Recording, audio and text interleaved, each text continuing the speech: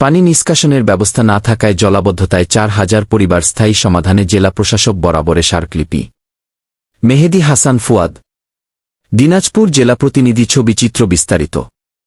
Drain বন্ধ, নেই পানি নিষ্কাশনের ব্যবস্থা, যাতায়াতে চরম ভোগান্তি, স্কুল মাদ্রাসায় যেতে পারছে না কমলমতি শিশু কিশোররা, জলাবদ্ধতায় শুকনা খাবার খেয়ে জীবিকা নির্বাহ করছে, বৃদ্ধরা যেতে পারছে না মসজিদে। এমন অভিযোগে জেলা প্রশাসক কার্যালয়ের সামনে ঘণ্টাব্যাপী মানববন্ধন করেছে ৩ ওয়ার্ডের প্রায় ১,০০০ পরিবার।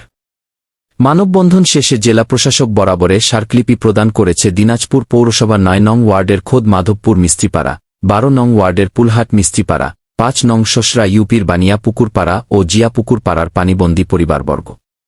রবিবার ১০ আগস্ট সকাল ১০টায় দিনাজপুর জেলা প্রশাসকের কার্যালয়ের সামনে মানববন্ধনে মাইক হাতে অশ্রু কণ্ঠে স্থানীয়রা বলেন, দীর্ঘদিন ধরে পৌরসভা ও সংশ্লিষ্ট কর্তৃপক্ষকে বহুবার অবহিত করার পরেও কার্যকর কোনো পদক্ষেপ পাওয়া যায়নি। পুলহাট মিস্ত্রিপাড়া এলাকায় অটো রাইস মিলের ছাই ও আবর্জনায় প্রধান ড্রেন বন্ধ হয়ে দীর্ঘদিন ধরে জলাবদ্ধতার শিকার হচ্ছে প্রায় ৪,০০০ পরিবার। এ পরিস্থিতি নিরসনে জেলা প্রশাসক ও পুলিশ সুপার, সেনাবাহিনী ক্যাম্প বরাবর লিখিত আবেদনে এমন অভিযোগ লিখেছেন তারা আরও জানান, প্রায় ১-৭ বছর ধরে দিনাজপুর পুলহাট খোয়ারের পুলের সাথে সংযুক্ত প্রধান ড্রেনটি এলাকায় অবস্থিত ৮টি অটো রাইস মিলের ছাই ও বর্জ্যে সম্পূর্ণভাবে অবরুদ্ধ হয়ে আছে। ফলে বর্ষা মৌসুমে পুরো এলাকায় জলাবদ্ধতা সৃষ্টি হয়ে জনজীবন বিপর্যস্ত হয়ে পড়ে।